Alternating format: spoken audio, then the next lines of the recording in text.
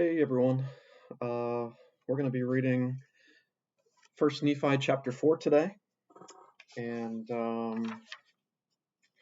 today's actually a special day because it's General Conference, and so I'm not quite sure what I'm going to be doing with that. I might go live and just in between share like a sentence or two of comments, but I'm not sure. I have to go to the ward today and make sure it's playing on the big screen, meaning the projector. So we'll do this, and then we'll close up. So let's let's go ahead and get started. So so chapter 4 of First Nephi, it's pretty crucial because it depicts Nephi's courageous faith and obedience to God's commandments. After receiving the brass plates from Laban, Nephi faces significant moral, spiritual dilemmas, demonstrating his reliance on divine guidance. This chapter will highlight themes of leadership, sacrifice, and the importance of Scripture in preserving faith and heritage. Nephi's successful retrieval of the plates will set the stage for his family's spiritual journey and their future as a covenant people. So chapter 4, let's see here. With the help of the Lord, Nephi gets the brass plates. Let us all watch how the Spirit of the Lord will guide Nephi. And it came to pass that I spake unto my brethren, saying, Let us go up again unto Jerusalem, and let us be faithful in keeping the commandments of the Lord. For behold, he is mightier than all the earth. Then why not mightier than Laban, and his 50, yea, or even his tens of thousands? Therefore let us go up, let us be strong, like unto Moses, for he truly spake unto the waters of the Red Sea, and they divided hither and thither. And our fathers came through out of captivity on dry ground. And the armies of Pharaoh did follow, and were drowned in the waters of the Red Sea. Now behold, ye know that this is true, and ye also know that an angel hath spoken unto you. Wherefore can ye doubt? Let us go up, the Lord is able to deliver us, even as our fathers, and to destroy Laban, even as the Egyptians. Now when I spoken these words, they were yet wroth, and did still continue to murmur.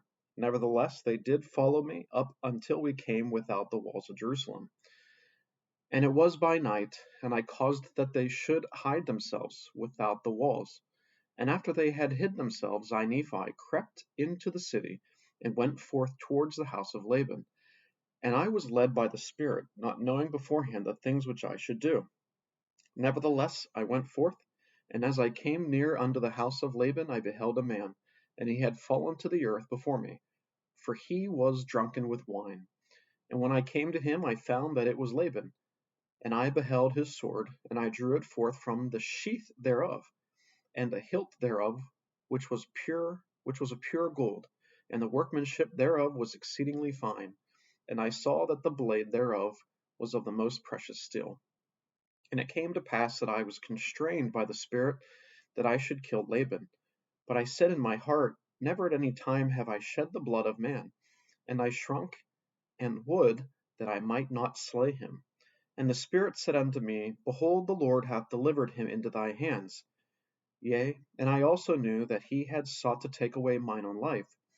Yea, he would not hearken unto the commandments of the Lord, and he also had taken away our property. And it came to pass that the Spirit said unto me again, Slay him, for the Lord hath delivered him into thy hands. Behold, the Lord slayeth the wicked to bring forth the righteous purposes. It is better that one man should perish than that a nation should dwindle and perish in unbelief. And now when I, Nephi, had heard these words, I remembered the words of the Lord which had spake to me unto me in the wilderness, saying that inasmuch as thy seed shall keep my commandments, they shall prosper in the land of promise. Yea, and I also thought that they could not keep the commandments of the Lord according to the law of Moses, save they should have the law. And I also knew that the law was engraven upon the plates of brass.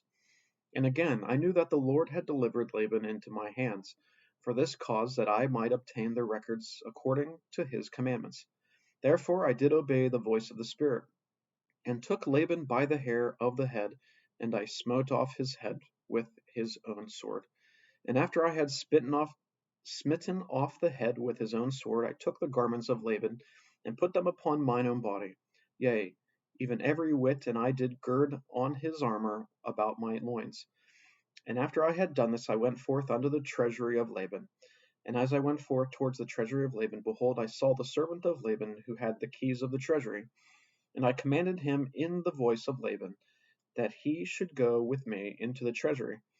And he supposed me to be his master Laban, for he beheld the garments and also the sword girded about my loins.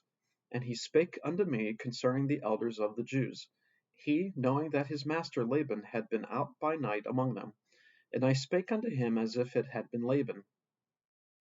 And I also spake unto him that I should carry the engravings which were upon the plates of brass to my elder brethren who were without the walls. And I also bade him that he should follow me. And he, supposing that I spake of the Lord of the church, and that I was truly that Laban whom I had slain, wherefore he did follow me. And he spake unto me many times concerning the elders of the Jews. And I went forth unto my brethren who were without the walls. And it came to pass that when Laman saw me, he was exceedingly frightened, and also Lamuel and Sam. And they fled from before my presence, for they supposed it was Laban, and that he had slain me, and had sought to take away their lives also. And it came to pass that I called after them, and they did hear me, wherefore they did cease to flee from my presence. And it came to pass that when the servant of Laban beheld my brethren, he began to tremble, and was about to flee from before me, and return to the city of Jerusalem. And now I, Nephi, being a man large in stature, and having received much strength of the Lord, therefore I did seize up the servant of Laban, and held him, that he should not flee. And it came to pass that I spake with him, that if he would hearken unto my words, as the Lord liveth, and as I live, even so that if he would hearken unto my words, we would spare his life. And I spake unto him, even with an oath, that he need not fear, and he should be a free man like unto us, if he would go down in the wilderness with us. And I also spake unto him, saying, Surely the Lord hath commanded us to do this thing, and shall we not be diligent in keeping the commandments of the Lord? Therefore, if thou wilt go down into the wilderness to my father, thou shalt have place with us.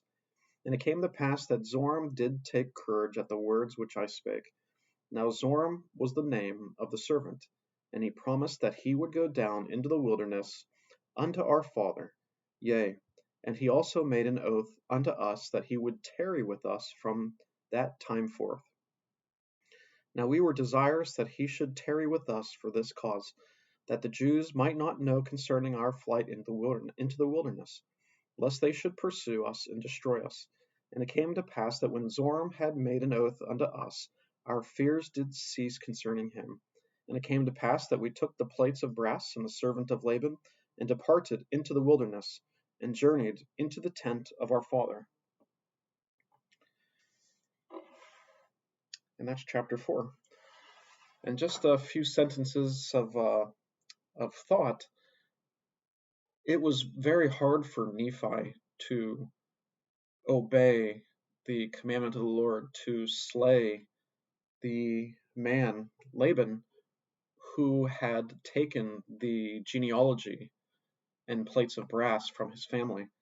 The Lord will not give us instructions if he knows that we're unable to do it.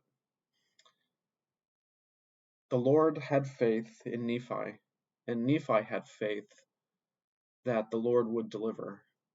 And that's what I love about this story, is that as we continue to have the Spirit in our lives and we receive revelation or even direct communication from God